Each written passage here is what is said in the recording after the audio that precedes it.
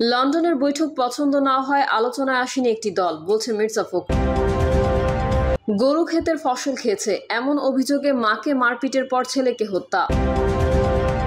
জানাবো হাতে হাত রেখে কি বার্তা দিলেন সালাউদ্দিন তাহের নাহিদ। জানাবো ইরান ইসরায়েল সংঘাত, যুক্তরাষ্ট্র কি যুদ্ধের প্রস্তুতি নিচ্ছে। এবং সর্বশেষ জানাবো আওয়ামী লীগের বিভিন্ন অঙ্গ সংগঠনের আরো 5 সদস্য গ্রেফতার। এতক্ষণ শুনছিলেন সংবাদ শিরোনাম, এবারে বিস্তারিত। তবে তার আগে অনুরোধ থাকবে আমাদের চ্যানেলটি সাবস্ক্রাইব করে বেল আইকনটি ক্লিক করুন। লন্ডন বৈঠক পছন্দ না হয় আলোচনায় আসেনি একটি দল, বলছেন মির্জা ফখরুল। বিএনপির মহাসচিব মির্জা ফখরুল ইসলাম আলমগীর বলেছেন, লন্ডনের প্রধান উপদেষ্টা ডক্টর মোহাম্মদ ইউনূস ও বিএনপির ভারপ্রাপ্ত চেয়ারম্যান তারেক রহমানের বৈঠক একটি দলের পছন্দ হয়নি। এই কারণে নারাজ হয়ে জাতীয় ঐকমত্য কমিশনের বৈঠকে মঙ্গলবার তারা হাজির হয়নি। মির্জা ফখরুল বলেন, সংঘর্ষে না গিয়ে দুই নেতা শান্তিপূর্ণ নির্বাচনের ব্যবস্থা করেছেন। একেই বলে রাষ্ট্রনায়কোচিত নেতা। রাষ্ট্রনায়ক জনগণের শান্তির কথা চিন্তা করে কোনো বিভাজনে না গিয়ে শান্তিপূর্ণ নির্বাচনের সুযোগ করে দিয়েছেন। এটা অনেকের পছন্দ হয়নি, কারণ নির্বাচন হলেই তাদের বিপদ। এখন নির্বাচন নেই, তাই তাদের অনেক গুরুত্ব। নির্বাচন হলে জনগণের ভালোবাসার দল ক্ষমতা এলে তাদের গুরুত্ব কমে যাবে, এটা তারা জানে। যে কারণে ওরা নারাজ হয়েছে। নেতাকর্মীদের উদ্দেশ্যে তিনি বলেন, গত 15 বছর আওয়ামী লীগ দুঃশাসন চালিয়েছে। যারা আওয়ামী লীগের মতো আচরণ, জোর করে অধিকার হরণ ও চাঁদাবাজি করে, তারা সেই দলটির মতো হয়ে যাবে। এগুলো করা যাবে না। আমরা নতুন বাংলাদেশ চাই, আগের মতো দুঃশাসন চাই না। সবাইকে সতর্ক করে তিনি বলেন, সদস্য নবায়নে যেন কোনো আওয়ামী লীগ না থাকে, কারণ এটা পরীক্ষিত। আওয়ামী লীগের কেউই ভালো না। আওয়ামী লীগ নিজের স্বার্থ ছাড়া আর কারো স্বার্থ দেখতে পারে না। তবে নিরপেক্ষ কেউ থাকলে তাকে অবশ্যই দলে আসার জন্য আহ্বান জানানো হবে। গরু ক্ষেতের ফসল খেয়েছে এমন অভিযোগে মাকে মারপিটের পর ছেলেকে হত্যা। গরু ক্ষেতের ফসল খেয়েছে এমন অভিযোগে মাকে পিটিয়ে আহত করে প্রতিবেশীরা।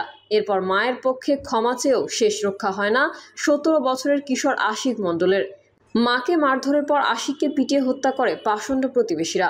মঙ্গলবার দিবাগত মধ্যরাতে পাবনার আমিরপুর থানার সাগরকান্দি ইউনিয়নের রামকান্তপুর এলাকায় এই ঘটনা ঘটে। নিহত মোহাম্মদ আশিক মণ্ডল ওই গ্রামের মোহাম্মদ হন্তেশ মণ্ডলের ছেলে।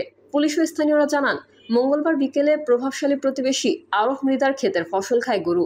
ওই গরু আশিকের মায়ের এমন অভিযোগে তার মাকে বেধড়ক মারপিট করে অভিযুক্ত প্রতিবেশী আরফ মৃধা।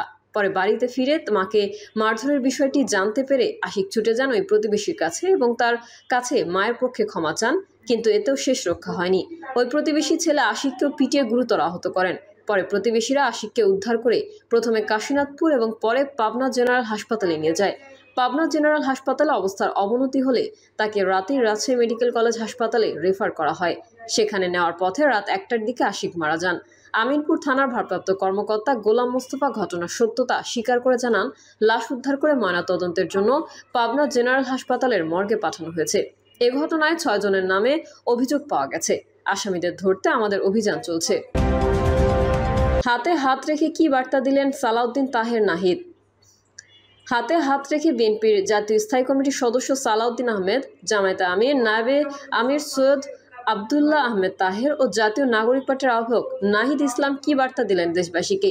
সংরক্ষিত নারী আসনের নির্বাচন পদ্ধতি, দ্বিকক্ষ বিশিষ্ট সংসদ ও প্রধান বিচারপতি নিয়োগ সংক্রান্ত আইনের সংশোধন প্রস্তাব নিয়ে জাতীয় ঐকমত্য কমিশনের আলোচনা চলাকালে বিরতি সময় শুরু হয়। এ সময় কেমন আছে নাহিদ জিজ্ঞেস করেই বুকে টেনে নিলেন সালাউদ্দিন আহমেদ।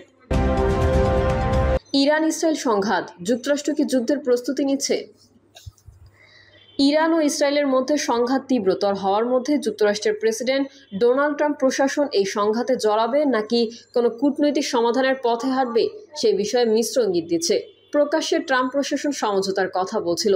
যুক্তরাষ্ট্র এই ইরানের সমঝোতা আলোচনাকারীরা চলতি সপ্তাহে বসতেও চেয়েছিলেন। গত বৃহস্পতিবার ট্রাম্পও ট্রুথ সোশ্যালে একটা পোস্ট বলেছিলেন, আমরা একটি কূটনৈতিক সমাধানের প্রতি অঙ্গীকারবদ্ধ রয়েছি। কিন্তু এর 14 ঘন্টা পর যখন ইসরায়েল ইরানে হামলা শুরু করেছে, ট্রাম্প তখন এক পোস্টে বলেন তিনি ইরানকে একটি চুক্তিতে পৌঁছাতে 60 দিনের সময়সীমা বেঁধে দিয়েছিলেন এবং সেই সময়সীমা পার হয়েছে। এরপর রোববার ট্রাম্প জোরের সঙ্গে বললেন যে ইসরায়েল ও ইরানের একটি চুক্তি করা উচিত, তার সহায়তা নিয়ে দেশ দুটি তা করবে। সোমবার ট্রাম্প যখন G7 সম্মেলন থেকে আগেভাগে ফেরার জন্য ওয়াশিংটনের উদ্দেশ্যে কানাডা ত্যাগের প্রস্তুতি নিচ্ছিলেন, সে সময় তার সতর্কবার্তা আশঙ্কা তৈরি করে। তিনি এক পোস্টে বলেন, ইরানের হাতে পারমাণবিক অস্ত্র থাকতে পারে না এবং তেহরান থেকে সবাইকে অবিলম্বে সরিয়ে নেওয়া উচিত।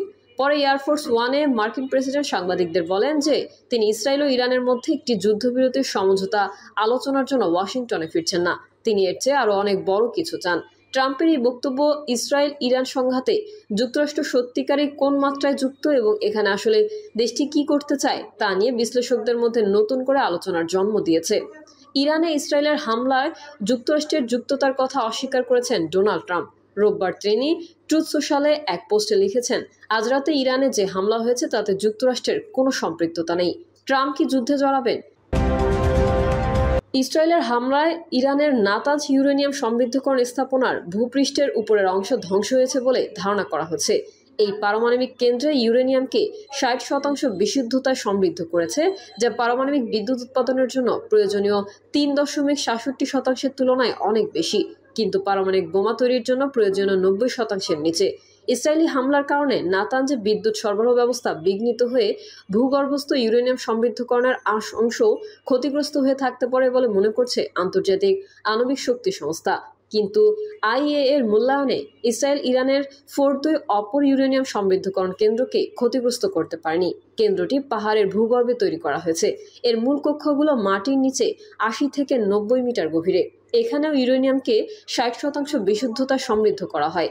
যুক্তরাষ্ট্র ভিত্তিক সংস্থা আর্মস কন্ট্রোল অ্যাসোসিয়েশনের পরিচালক কেলসি ডেভেনপোর্ট বলেন, ইসরায়েল যদি এসব ভূগর্ভস্থ স্থাপনায় হামলা করতে চায় তাহলে সম্ভবত তাদের যুক্তরাষ্ট্রের সহায়তা দরকার হবে, কারণ সেখানে ক্ষয়ক্ষতি করতে সক্ষম বোমা যুক্তরাষ্ট্রের হাতে আছে।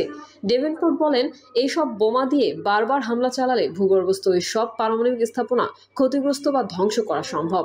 ওয়াশিংটন এখনও কোনো এই বোমা ইসরায়েলকে দেয়নি বলে উল্লেখ করেন তিনি। যুক্তরাষ্ট্র ভিত্তিক চিন্তক প্রতিষ্ঠান স্টিমসন সেন্টারের ডিস্টিংগুইশড ফেলো বারবারা স্লেভিনো আল জাজিরাকে বলেন, ইসরায়েল ইরানের পারমাণবিক কর্মসূচি ধ্বংস করার যে লক্ষ্যের কথা বলছে সেটি অর্জন করতে হবে তাদের যুক্তরাষ্ট্রের সামরস্য দরকার হবে। বারবার স্লেভিন বলেন, আমরা জানি যে বিজয়ীর পাশে থাকতে পছন্দ করেন। এই মুহূর্তে তিনি ইসরায়েলিদের বিজয়ী হওয়ার সম্ভাবনা দেখছেন, সেই কারণে তিনি এই অবস্থান বজায় রাখছেন এবং আমি মনে করি এটাই আমাদের এক ধরনের মনোসমর্থন। শুক্রবার যুক্তরাষ্ট্র একটি বড় সংখ্যক বিমান মধ্যপ্রাচ্যে উড়িয়ে নিয়েছে, যেগুলো মাঝ আকাশে যুদ্ধ বিমান ও বোমারু বিমানে জ্বালানি সরবরাহ করে।